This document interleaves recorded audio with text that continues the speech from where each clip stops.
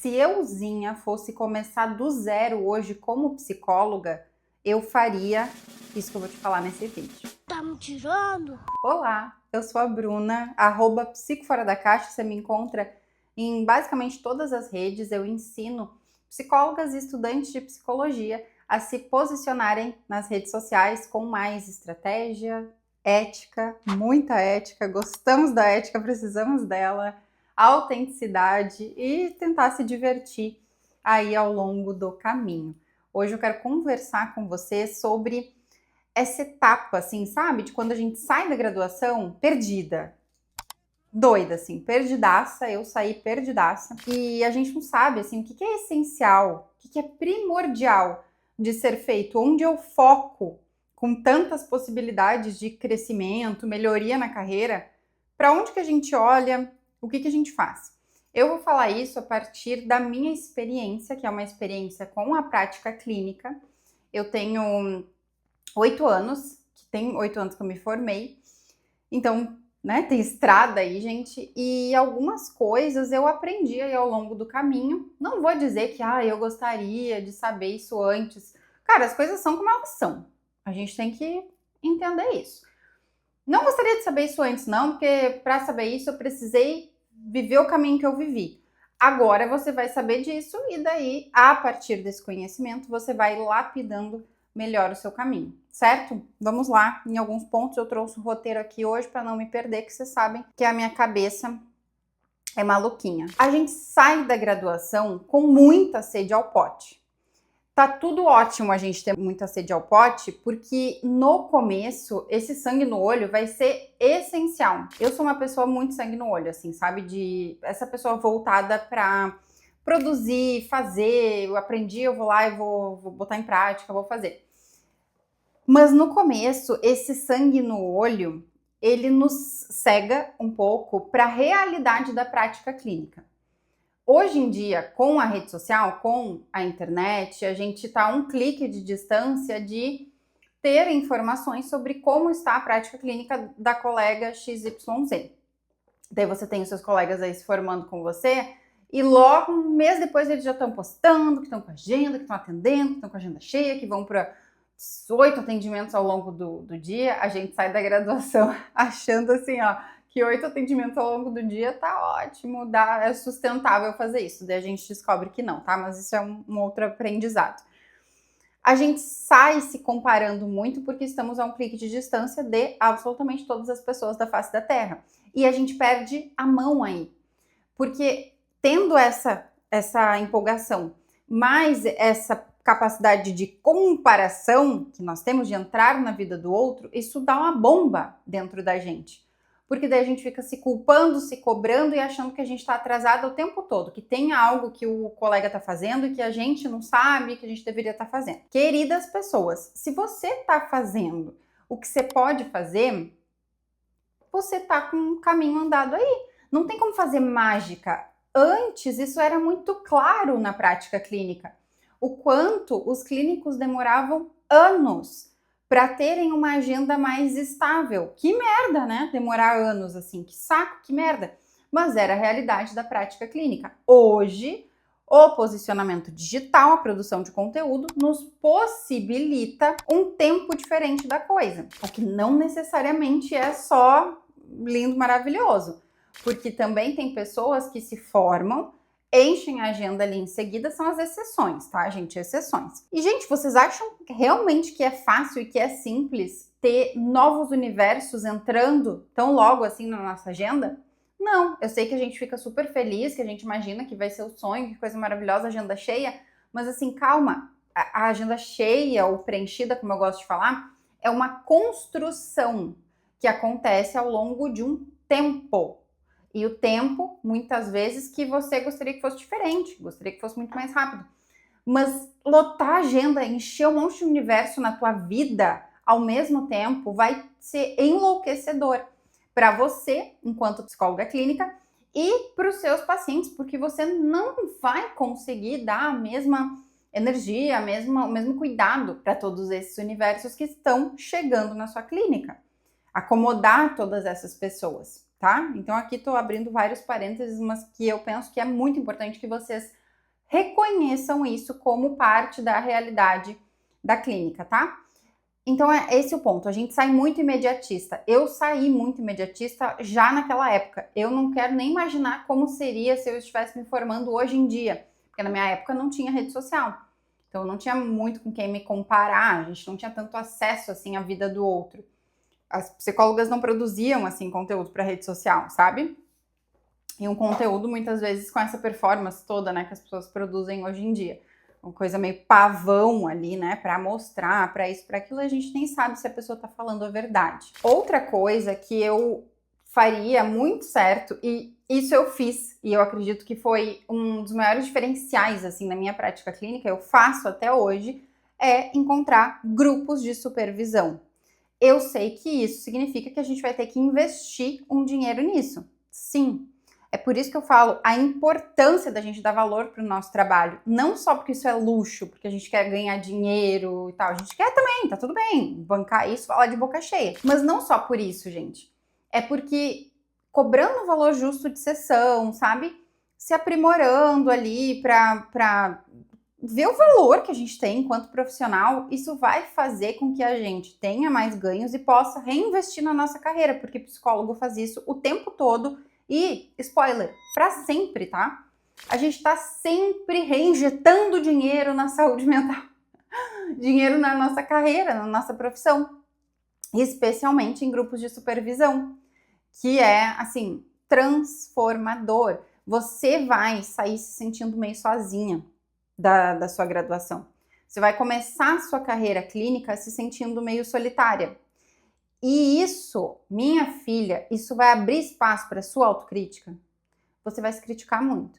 Eu só descobri o quão autocrítica eu era a partir dessa passagem aí, né, de ser psicóloga. Abri o portal do inferno dentro de mim. Inferno!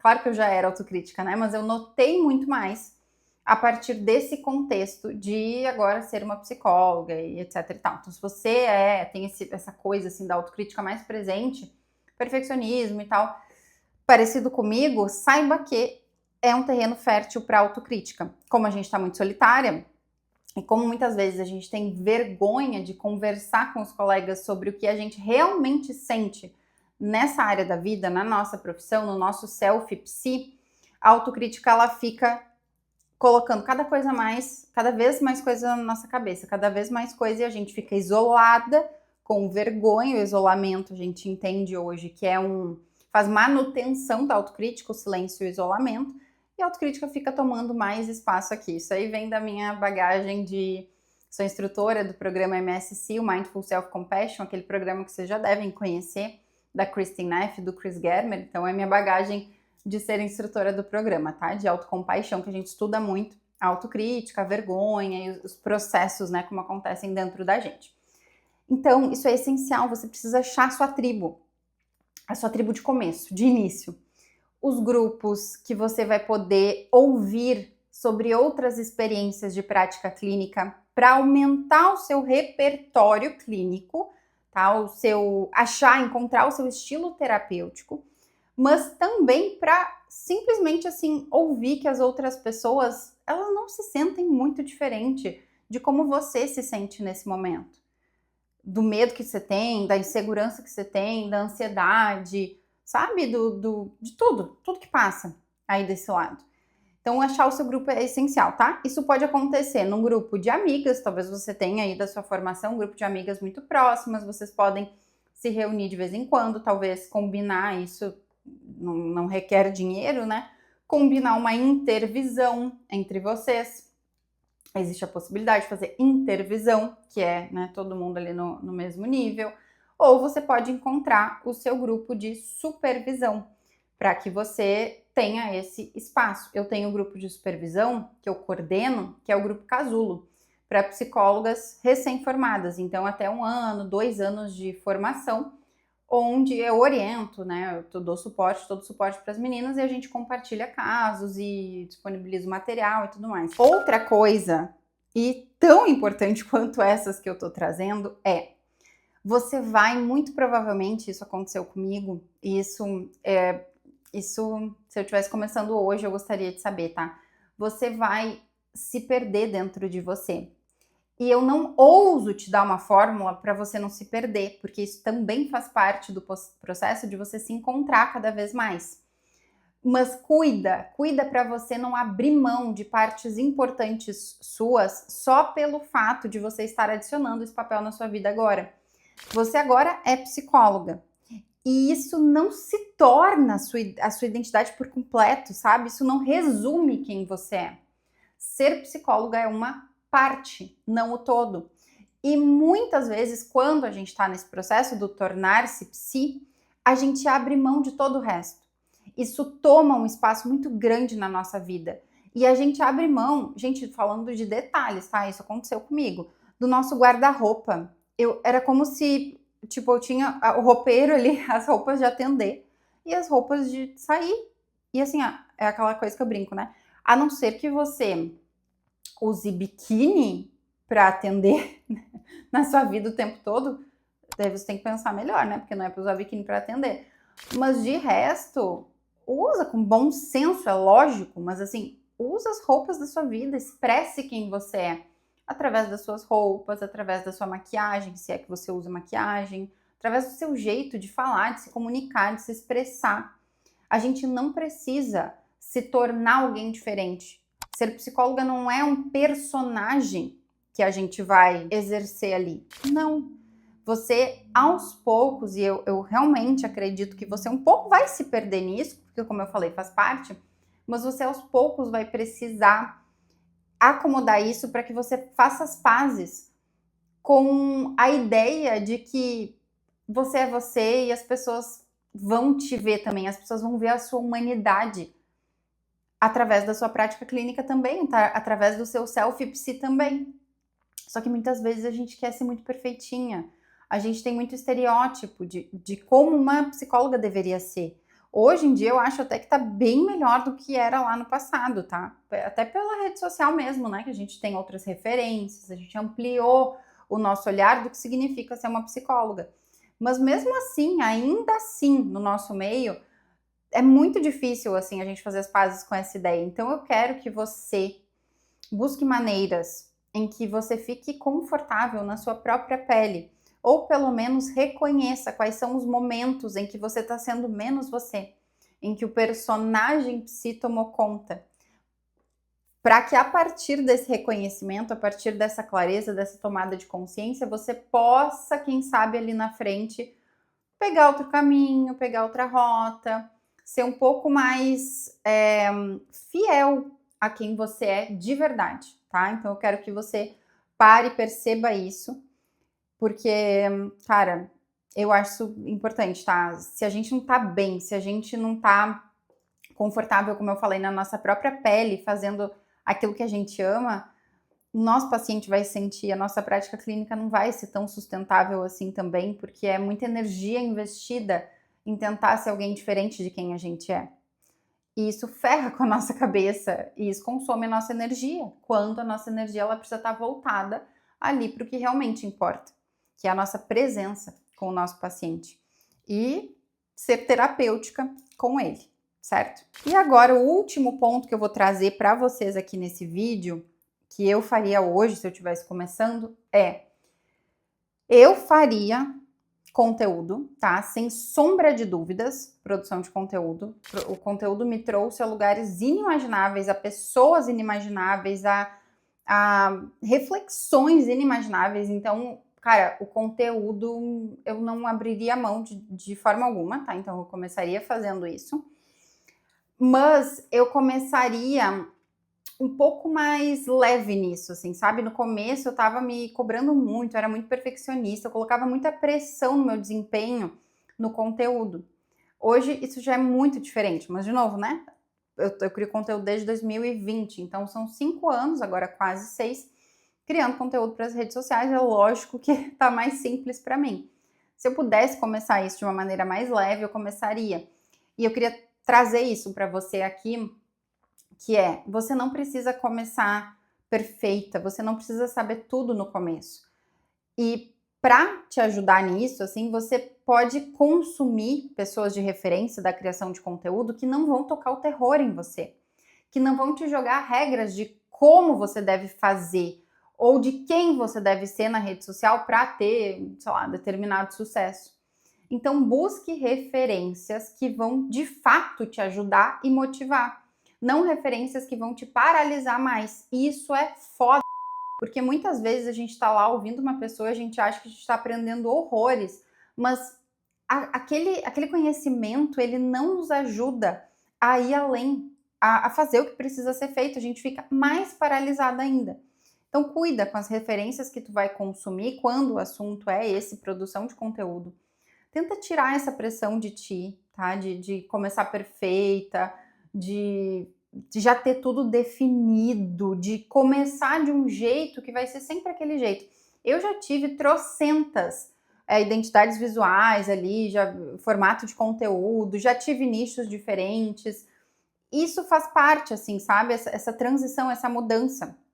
Não tem como a gente começar de um lugar diferente do agora. Eu falo muito isso, trago isso em aulas, trago isso lá no método. Eu tenho um curso, Método Psico Fora da Caixa de Criar Conteúdo, que é um curso só para psicólogas e estudantes de psicologia que querem atrair pacientes através, né, da produção de conteúdo, vender os seus serviços. Eu falo muito isso, assim, não tem como a gente começar de um lugar diferente do agora. E as pessoas, elas se paralisam, porque elas querem começar já com tudo feito, com tudo certo, com a garantia de que aquilo vai dar o melhor resultado do universo. E a gente só vai descobrir caminhando. Claro que existem maneiras da gente iluminar esse caminho e ter mais clareza de que a gente está indo pelo caminho que é o melhor caminho para a gente naquele momento. É isso que eu ensino lá no curso. Mas não te trava, assim, para ter todos os detalhes, todo o mapa desenhado agora. Não, tu vai iluminando aos poucos e o mapa vai se revelando. Tipo o mapa do Maroto, do Harry Potter. Não sei se vocês vão pegar essa referência, mas eu penso muito nisso. É o mapa do Maroto. Ele vai se revelando conforme a gente vai caminhando, tá? Certo? Eu vou fazer um conteúdo falando disso, que agora eu já amei essa ideia. Eu me dei conta que eu nunca fiz um conteúdo falando sobre. Ó, gente, queria muito trazer esses pontos para vocês. Eu espero que tenha feito sentido aí desse lado. Deixa aqui nos comentários, porque o teu comentário pode virar a ideia, assim, para o meu próximo vídeo aqui do canal, um outro conteúdo, sei lá eu. Conversem comigo nos comentários, porque o falar sozinha, assim, é frustrante, né? É frustrante em alguns momentos. E quando vocês comentam aqui num vídeo, aqui tô iniciando, né, no meu canal do YouTube, então não é como se eu tivesse muita visibilidade ainda, mas as pessoas que estão me acompanhando aqui, vocês não fazem ideia da diferença que vocês fazem no meu dia. Eu gasto tempo, eu faço edição, né, meninas? Ó, podem botar os arrobas delas, as meninas da edição são maravilhosas. Eu invisto financeiramente, né, para fazer isso acontecer, para trazer esse conhecimento gratuito para vocês. Claro que eu me beneficio também disso. E também eu adoro gravar, né? Adoro criar conteúdo, fazer, me exercitar nesse lugar, assim, de passar conhecimentos, trocar ideia com vocês. Mas ainda assim, vocês não sabem, vocês não fazem ideia de como é bom receber um comentário, especialmente aqui no canal, aqui no YouTube, onde eu ainda não cresci, eu ainda tô aprendendo, eu ainda tô, sabe, me encontrando aqui. Então, se você assistiu até aqui, te peço, tá? Troca uma ideia comigo, deixa ali um comentário para eu saber que isso tá chegando em algum lugar e que faz sentido eu continuar aqui com vocês. Tá bem? Pronto, então. Vídeo entregue. Um beijo e até a próxima.